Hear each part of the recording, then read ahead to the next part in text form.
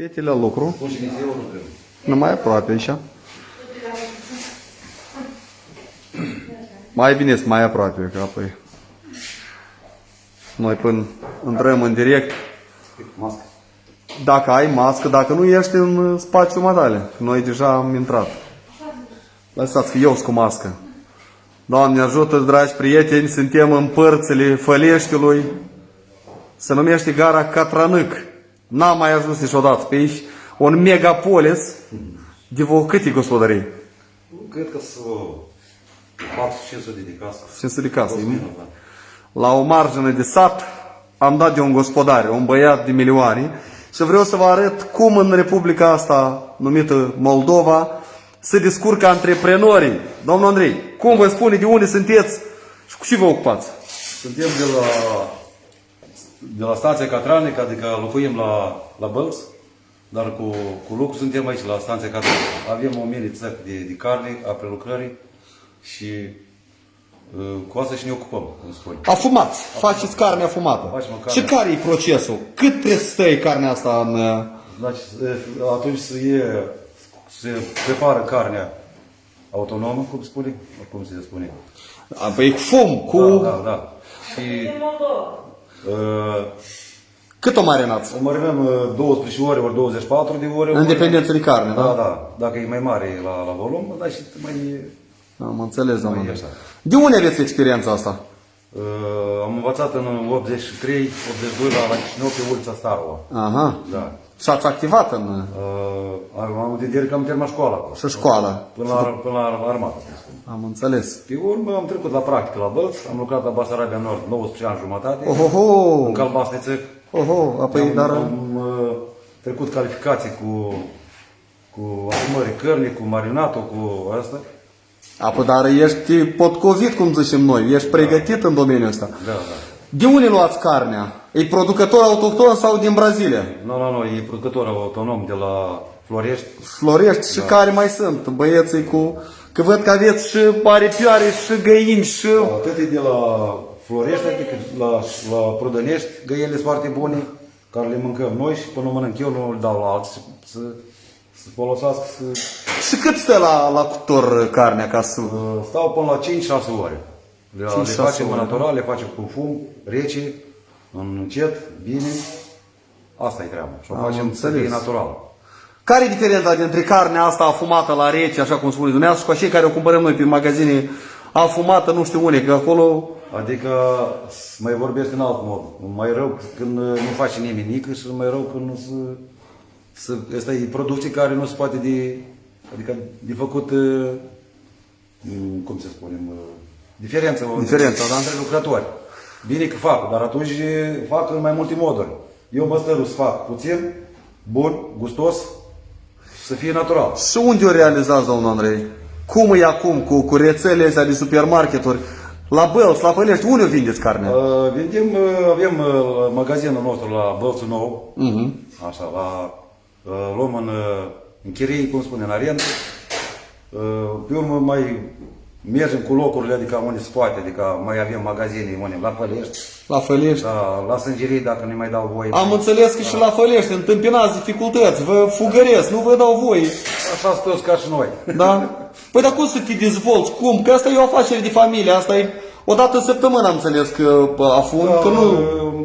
Ne stăruim să fie mai mult, dar o dată în săptămână, că mai mult nu avem unde să o vindem. Și asta și e problema. E ușor să faci față concurenței cu carne adusă de psihotare ieftin și afumată cu soluțiile astea chimicate. Da, adică să faci concurența celor care face bun, ca să mănânci și mâine o bucată de pâine. Dar atunci dacă nu o facem, să nu o facem bun, nu mai trebuie la nimeni și nu mai vezi nicăieri. Noi ne trebuie să o facem bună, ca să o putem da cuiva să-i placă, ca să vii și mâine, să putem lucra. Facem o dată în săptămână, dar păstrăm munca. Așa e. Că dacă păstrăm munca, să vedem și mâine de lucru.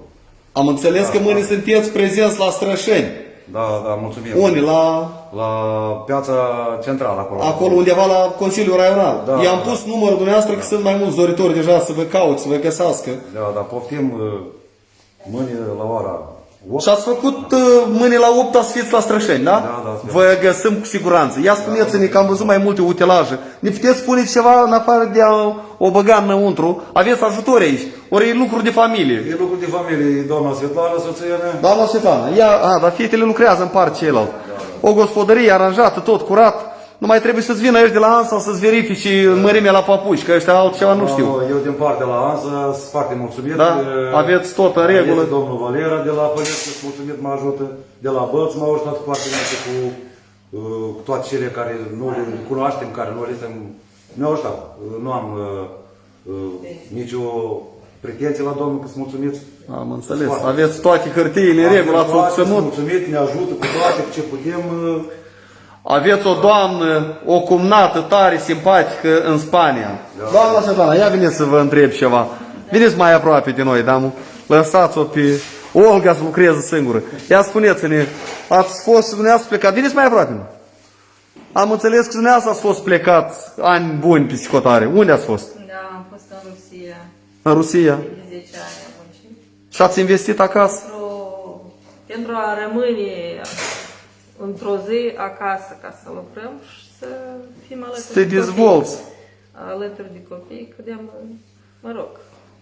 Sora din Spania, Nina, Undeva. e plecată. Mai sunt fete plecate. Câți sunteți? Da, este Leuda, e în Londra. Londra. Una în Spania, una în Londra, una la Catranăc, da, Padra? Da, una e la Strășeni. La Strășeni. La Scorem, da. 4 fete și un băiet. Și un băiet e pstigar. Peste gard. Și cum e acasă? Se poate de trăit? Astea sunt afaceri de familie. Cum ați văzut psihotare? Mă știu că nu a fost. Matale ai spus că la primul etaj fac business și la al doilea trăiesc, dar la noi... Ei, asta nu... Da, am fost în Italia, unde am văzut că, într-adevăr, fac business la primul etaj și la al doilea etaj trăiesc. Dar la Moscova... În Italia. Așa ar trebui să urmeze și la noi. Iată, o familie frumoasă care lucrează acasă și care, dacă nu ar fi statul să-ți dăie cu pumnul în cap sau să țină de gât, cu siguranță ați putea să aveți un venit care să vă permită să... Păi sigur, Ar da. trebui să ne ajute o leacă de puțin, adică nu dorim nimic de dumnealor, să ne dea voie să facem Și știți mai bine. lege, să facem, să putem lucra. Dar sunt lucruri care noi vrem, adică... Dar unde să realizați dacă acum piețele practic se închid, clienții se duc în supermarket? Asta e și problema. Că am procurat o mașină. Ca să vă duceți mai aproape de client. Mergem, da, la client și toată Moldova, așa se spune că e peste tot legea. Cred că e o Moldova mitică și pot să vinzi azi la Fălești, mâine la Florești. Dar Dacă ești producător, ar trebui să-ți permiți să vinzi ca la americani, pe tot teritoriul Statelor Unite, pe tot teritoriul Republicii Moldova. da. Așa fiecare bordei cu hârtia lui, trebuie să te duci... Nu-ți dă voie, așa? nu se dă voie, eu spus că asta... Dar bine că ușor să dă voie cu cârnatul lui de 30 de lei să vândă peste tot. Comercializarea ambulantă este interzisă pentru că e comercializare stradală. Nu Stradală, și da? stradală, dacă mașina e dotată cu toate, absolut. Am văzut-o. Deci nu e în mijlocul drumului, pur și simplu te-ai pus și Și vinzi. ai deschis ușa și vinzi. Am văzut, am ajuns să o vedem. Puteți să mergeți în mașina în față la noi. Ia spuneți-ne și cu tehnica asta, acum tare, dacă ești pregătit, ai făcut tehnică. Am făcut-o cu Păi mâinile. tăt de mână. Da.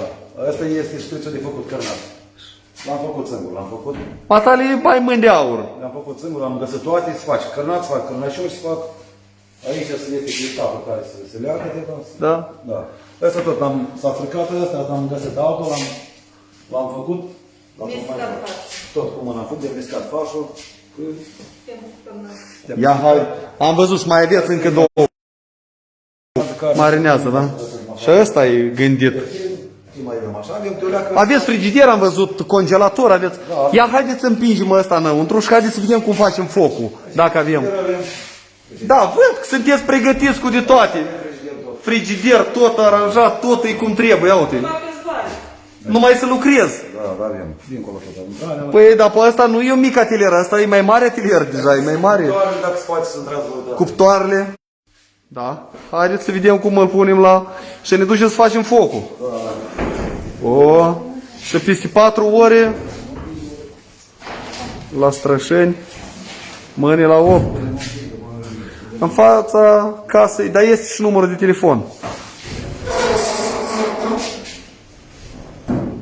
Iată așa arată o familie de oameni gospodari care știu și vor și nu stau cu mâna întinsă. O împing în cuptor și în cuptor l-a făcut. Și pe partea cealaltă ne ducem să facem foc. Și mâine vă arătăm producția calitativă. Piața mare peste pod, nu știu, eu nu prea știu unde e piața, dar mâine îi găsim. La Consiliul Raional acolo, da? Rai? Ia mai bine precizați încă o dată. Așa. Domnul Andrei. Așa e cuptorul. Iată așa se face carnea afumată. Și închidem ușa și ne ducem să facem focul, da? Da. Hai să-mi spuneți cu ce faci focul. Și termometru și tot. Și băietul.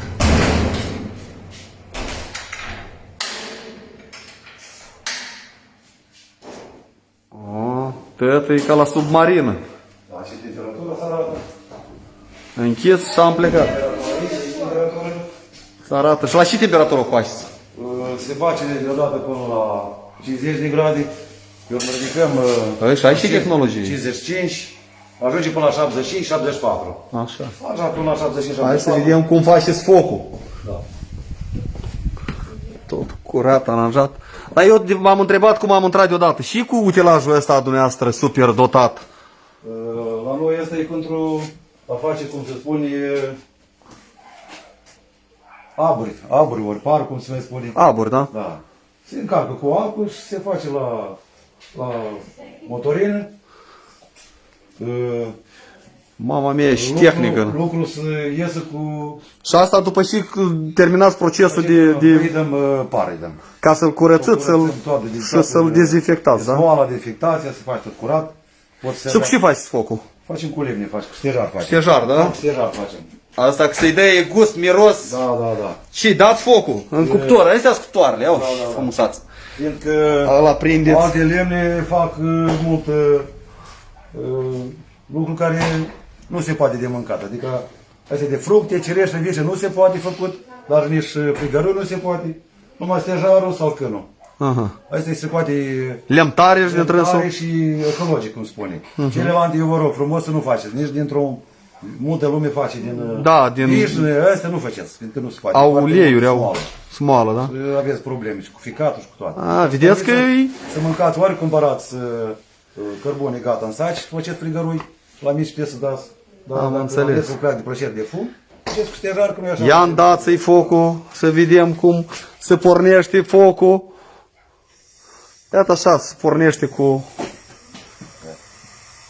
băieții pregătit tot. Și asta trebuie să ai răbdare. Trebuie să ai răbdare și să pornești focul. Așa e, domnul Andrei. Dăm o leacă de gaz ca să... Da, păi să-l pornești, să-l aprins. Pornim stejarul, că el e foarte tare. El mai greu să aprinde, da. Până la aprinde, pe urmă luăm gazul. Aici, arde focul sunt. Da, matale, ești și cu cigar și Da, noi suntem toate. totodată, și medic și... Da, și vede suntem. Ia că așa e. Și fumul ăsta îl ții la temperatură 50, 70, Da, mergem la 4 50. ore, 5 ore. 4, 5 ore, 6 ori, cum merge, cum se face ca. O, arde.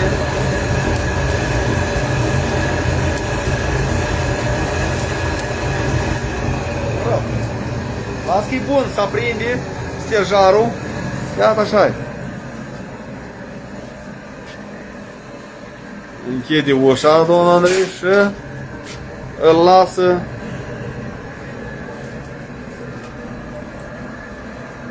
Ia că așa băieții lucrează. Dacă ne-ar da voie să lucrăm. Ce concluzie aveți, domnul Andrei? Se poate de trăit și de lucrat acasă la noi. Numai cel care nu vrea să muncească nu are nimic. Dar trebuie să trece pe toate ca să avem de lucru și să avem și să viețuim pe pământul ăsta. Se gândește guvernarea la oameni simple. La mic antreprenor, la țăran, la fermier. Nu ne trebuie mult. O lecuțică să ne ajute și dea mâine aici. Sau și-a pus să nu vă dăuneze. Dăm asta cum ar vrei. Ce spune? Jupâneasa lucrează și susține Doamne ajută, mă bucur să vă cunosc, oameni minunați. Împreună, noi facem tot lucrul împreună, vindem împreună, ne culcăm împreună, ne sculăm. Abajai. Așa e ca o familie adevărată. Da. Amândoi muncim. Mă duc să stai și eu niște lemne. Așa. Să deschic și eu lemne. Da, Aici aveți ajutori. Avem o călătorie. Ia să le spun concluzia mea. Nina Burlacu. Eu sunt la Fălești. Am să vă arăt și mașina băieților care lucrează. Iată, vedeți? Au un camion cumpărat aici în curte, betonat, e aranjat, e curat, e făcut tot cum trebuie.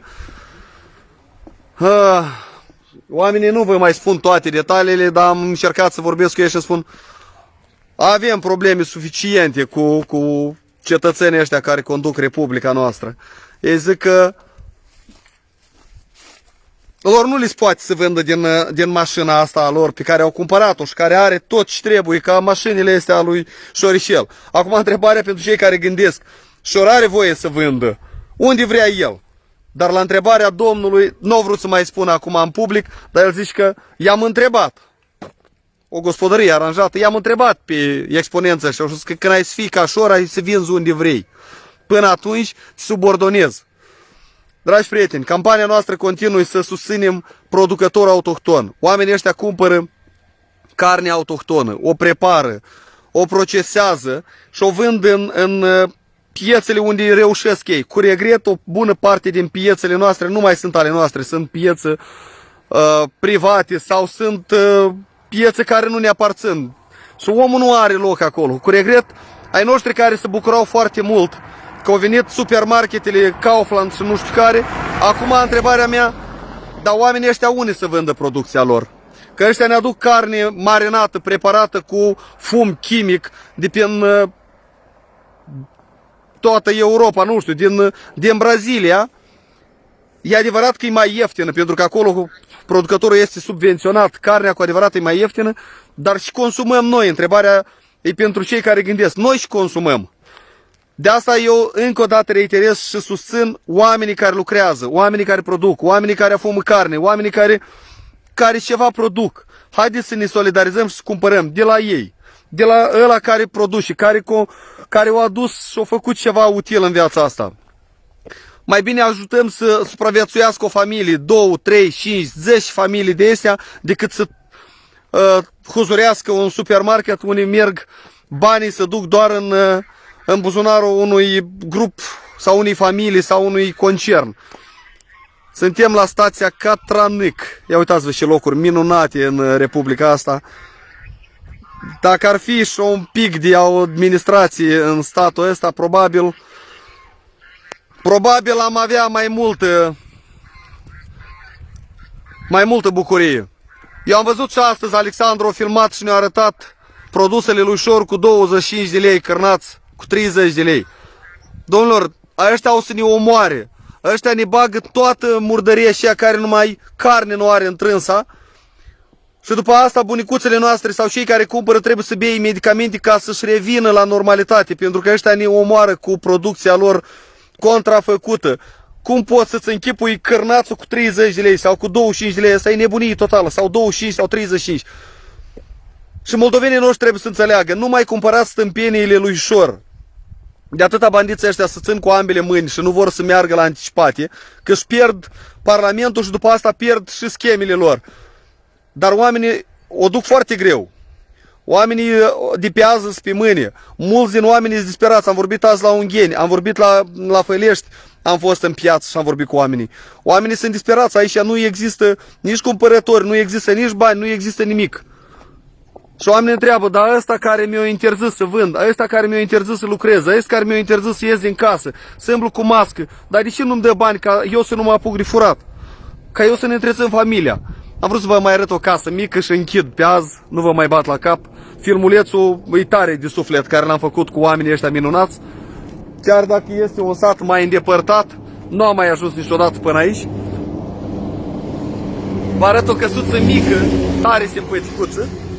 Așa circulă oamenii la noi, cu niște dubițe de șele din perioada sovietică. Busul meu e curățel și tare simpăticuț. Prima dată, nu știu cât timp, l-am spălat și eu. Ia uitați-vă și casă, simpaticuță, cam povești. Mititică, cu 2 geamuri și cineva trăiește aici. Și 3 cotei tare răi. Eu cu asta vreau să închei reportajul meu de aici. Ia uitați-vă. Casele noastre bătrânești, tare drăgălașă. Mulți ani, dragi prieteni. Fug la Chișinău că am emisiune pe astăzi. Distribuiți și ajutați omul să-și realizeze marfa. Poate îi găsim și în Chișinău clienți. Vă iubesc foarte mult și îmi iubesc țara și neamul. Ce-i, Cuciu? Ce-i? Hai, las!